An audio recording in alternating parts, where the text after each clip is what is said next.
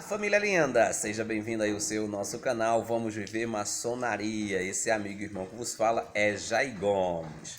Meus irmãos, mais um aí do canal Fatos Maçônico na pessoa do Luiz Miller. Eu tô mal falando Luiz Miller, eu gosto de assistir, eu assisto todos os seus vídeos, viu, Luiz Miller?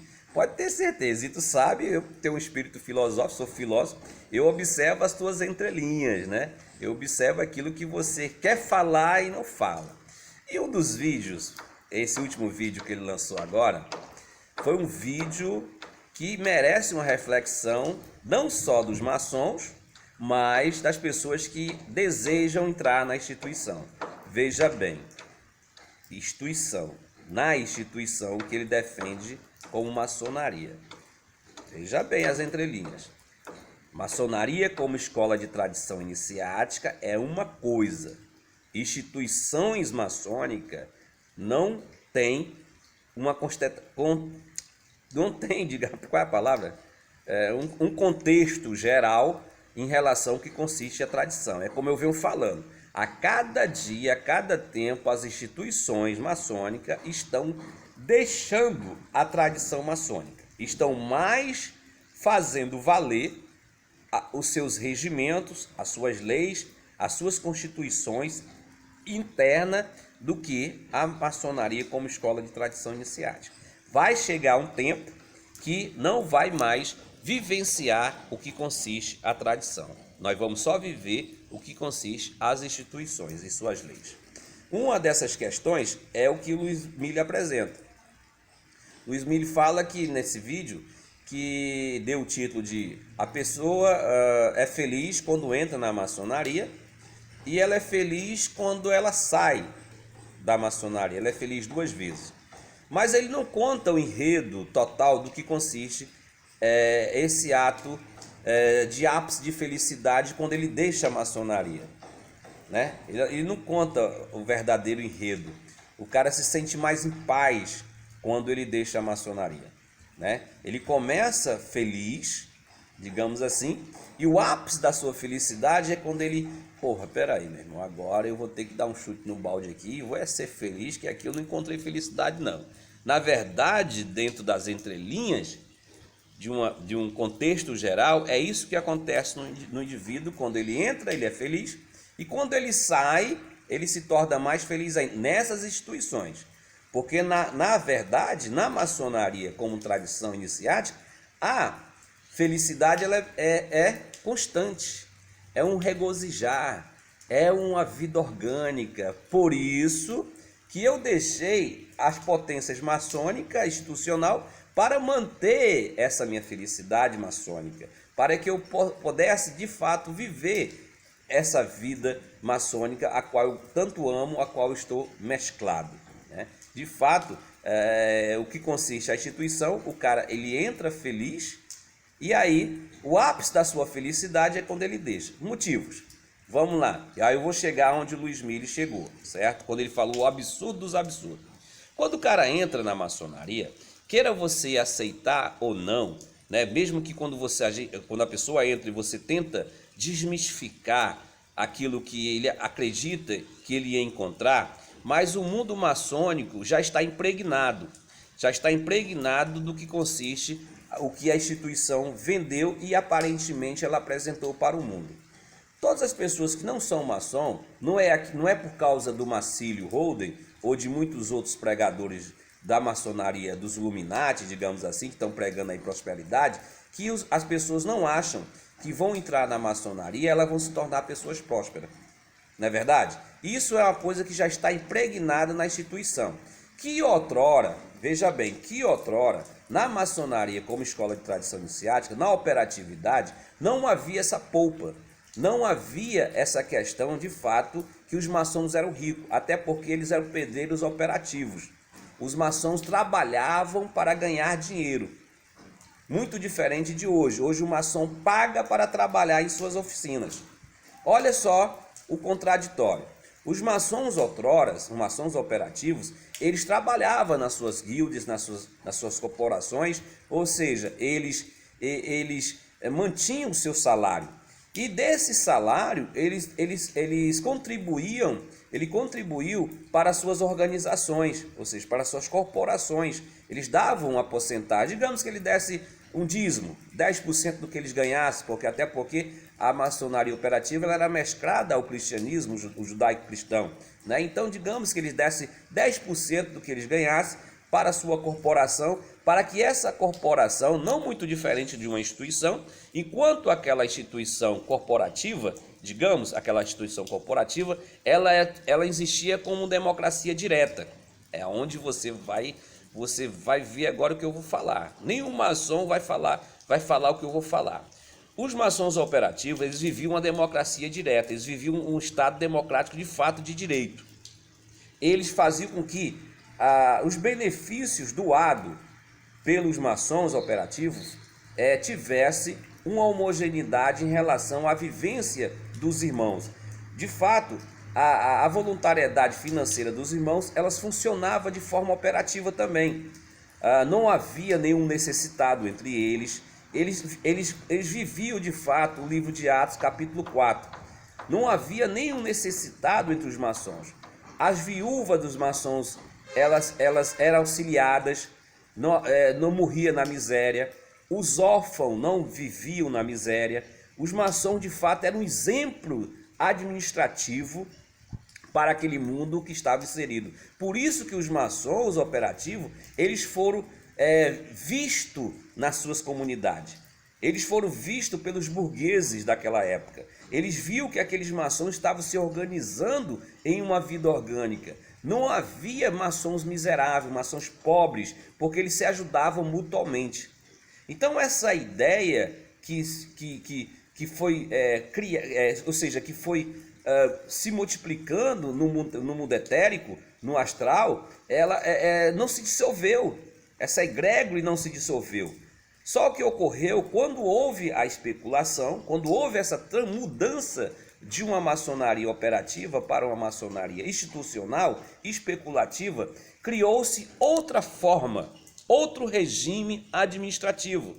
A maçonaria especulativa, queira você aceitar ou não, ela se tornou altamente imperialista e comunista. Agora os maçons operativos, os maçons, digamos assim, os maçons que vão manter aquela base da pirâmide, né? A base da pirâmide, que eram os trabalhadores, vão sustentar agora uma espécie de Estado, que nada mais é que a instituição. Os maçons agora vão se lascar de trabalhar, não vão mais receber dinheiro pelo seu mérito trabalhístico, vão agora trabalhar de forma segundo o campo social e vão manter um Estado comunista. E que esse Estado vai enriquecer loucamente, infinitamente, às custas da base. Mas essa base agora não vai ter mais o auxílio que tinha conforme a operatividade. Agora as benesses que a classe social trabalhadora vai dar à classe burguesa da recém-maçonaria especulativa. Ponto é que o grão-mestre não é mais escolhido entre o povo maçônico. O grão-mestre agora já nasce de uma família imperial, ou seja, inglesa, e agora ele é chamado para ser a representação daquela instituição como grão-mestre, ou seja, um duque, um príncipe. A maçonaria passa agora a ser uma ideia altamente administrativa comunista. Enquanto o povo se lasca aqui na base, trabalhando, fazendo as suas doações, pagando as suas mensalidades para dar mordomia a uma burguesia aqui que fica no topo da pirâmide. Hoje é diferente? Não é diferente, meus irmãos. Por isso que o Luiz Mille, dentro de um contexto do seu vídeo, ele disse que é muito melhor quando o indivíduo ele não pode mais pagar suas mensalidades, que ele saia, que ele deixe a instituição, porque aquela instituição não tem mais como ele conviver por uma questão que a classe social a qual ele vive não está mais na meritocracia daquele povo ali que consiste. Ele não está mais homogêneo com aquelas pessoas por falta do quê? Do que consiste os seus pagamentos. Porque a ideia da instituição é sempre se manter acima do povo. E para que o povo venha manter-se nessa instituição, tem que manter as suas mensalidades em dia, os seus pagamentos em dia. Por isso que o ápice da felicidade do maçom, da pessoa que entra na maçonaria, é a desilusão do que foi apresentado para ele, e que ele não conviveu em nada do que consiste o que venderam para ele. Ele vem com a falsa ilusão dos maçons operativos, vem de uma falsa ilusão que é pregada para ele, que ele vai ter, digamos, uma vivência entre os irmãos, e quando ele passa por todo um processo de vivência, ele é um aprendiz feliz, né? Aí ele é um aprendiz, é um companheiro feliz, aí ele se torna um mestre maçom, aí ele feliz, mas o ápice da felicidade dele, digamos, aí quando ele, meu irmão, não dá para mim não aqui, eu vou sair e eu vejo que eu não posso permanecer aqui no meio dessas pessoas, desses meus irmãos, que dizem ser meus irmãos, porque eu não consigo mais pagar uma mensalidade a qual eles exigem de mim, para que mantenha o corpo administrativo, para que esse corpo administrativo me presentie com a falsa ideia de uma regularidade e de uma falsa ideia presencial. Aí é onde mora o que consiste a tradição maçônica, a qual venho defendendo. O maçom, ele deve viver nas lojas maçônicas, não segundo ao que ele mantém, aos pagamentos que ele faz, mas sim segundo o que consiste os landmarks da maçonaria, a qual nós estamos inseridos, que é a da Grande Loja Unida da Inglaterra. Diz um landmark que o maçom, ele comete um ato infracionário, ele comete uma infração maçônica se ele tiver desfiliado a uma loja maçônica. A partir do momento que o maçom se desfilia de uma loja, que ele sai da sua loja, né, que ele pede desfiliação, isso deve ser feito por ele, não pela loja. A loja não pode, a não ser que ele cometa um ato grande, ou seja, um ato indisciplinar que leve a loja ao expulsá-lo, né? Ou seja, um absurdo, ele mate um irmão, ele xinga o irmão, ele não respeite o irmão, ele roube o irmão. Então ele é, de fato, tirado da convivência dos irmãos. Mas por uma questão de pagamento, né, ele deixar a vivência em loja com os irmãos, isso não consiste no que a maçonaria apresenta. Porque o 14º landmark diz que todo maçom tem direito de tomar um assento em uma loja. A partir do momento que eu tiro da minha convivência, o irmão, porque ele não pagou, eu estou cometendo uma infração maçônica. A loja, a instituição, está cometendo uma infração maçônica que não está fazendo respeitar os direitos do que consiste ao irmão. Hoje, na maçonaria institucional, você tem mais obrigações do que direitos. Você tem mais obrigações do que benesses. Por isso que nasceu a Grande Loja Unida Maçônica do Brasil. Foi por isso que nasceu a nossa Grande Loja. A gente vai buscar trabalhar para resgatar a maçonaria como escola de tradição iniciática, aonde o maçom, ele não vai cometer um ato infracionário induzido por nós outros. Jamais esse irmão vai deixar as nossas convivências por motivo que ele não pagou suas mensalidades. De maneira nenhuma a gente vai ser cúmplice de um ato infracionário do nosso irmão. Eu posso dar um exemplo aqui, ó. Nós estamos com 2 irmãos que eles estão com o tempo de não frequentar as lojas, ou seja, eles não estão reunindo conosco. A justificativa dos irmãos é que estão trabalhando, né, na vida profana, não estão tendo tempo. E com isso, a gente vai tirar o irmão do quadro de obreiro, né? Se ele estivesse pagando para manter as suas regularidades, logo isso, e nós estivéssemos passando dessa mensalidade uma taxa para a grande loja, digamos assim, obrigatoriamente dele, né, para manter a regularidade dele, aí sim seria um peso. Por isso que isso acontece na instituição.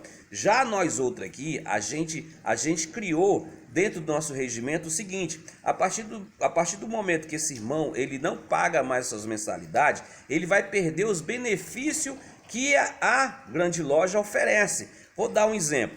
Nós temos um projeto belíssimo, né, que nós vamos fazer.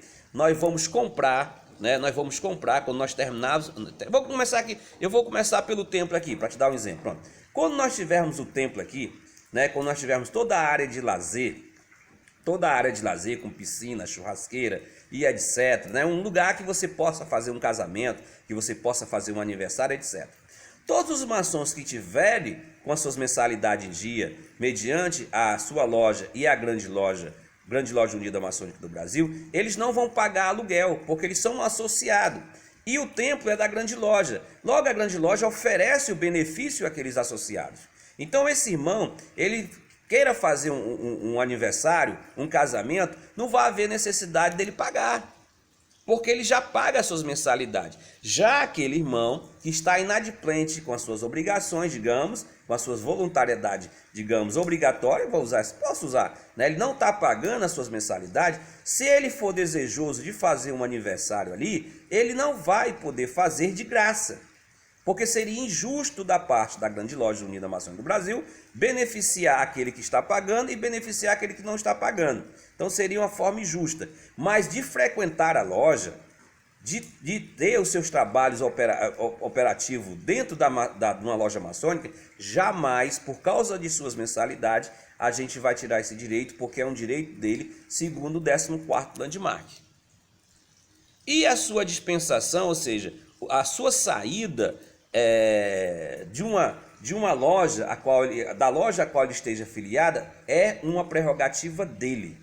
É ele que vai ter o senso ético, o senso de compromisso com o juramento dele de pedir desfiliação. Então a gente não vai ter nenhuma tipo assim, um tipo de responsabilidade sobre a negligência daquele irmão. Ou seja, a gente não vai ser conivente com a indisciplina daquele irmão, porque ele desfiliou de uma loja, então ele cometeu um ato infracionário. Nós não vamos induzir aquele irmão a cometer esse ato infracionário. A responsabilidade é totalmente dele, totalmente dele. Então ele pede desfiliação e ele se torna um maçom indisciplinado por uma questão de não estar filiado a uma loja maçônica. Mas nós não vamos induzir esse irmão, como faz as instituições. Como disse o Luiz Mille, é melhor que você saia, pegue o beco, porque você não está pagando.